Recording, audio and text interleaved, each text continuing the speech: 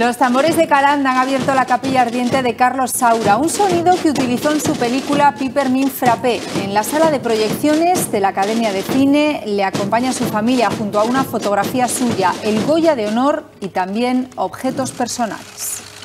Su silla de director muestra el enorme vacío que deja Carlos Saura. El cine le ha reconocido como uno de los más grandes y así queda patente con este otro genio aragonés, el Goya de Honor que recibió este fin de semana.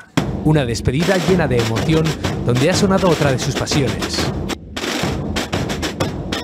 Pedro Sánchez ha destacado el legado que deja el cineasta.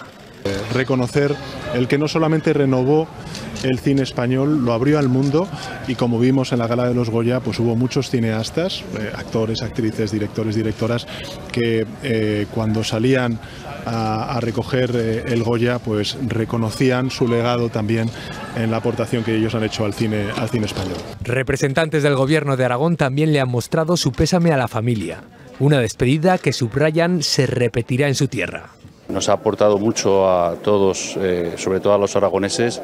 Llevaba el nombre de Aragón por todo el mundo y presumía de ser oscense aragonés. Amigos y compañeros han puesto en valor su gran capacidad de creación para reinventarse una y otra vez.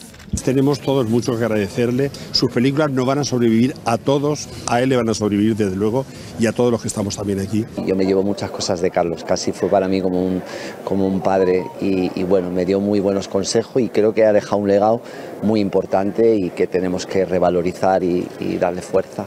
Una mirada que siempre permanecerá.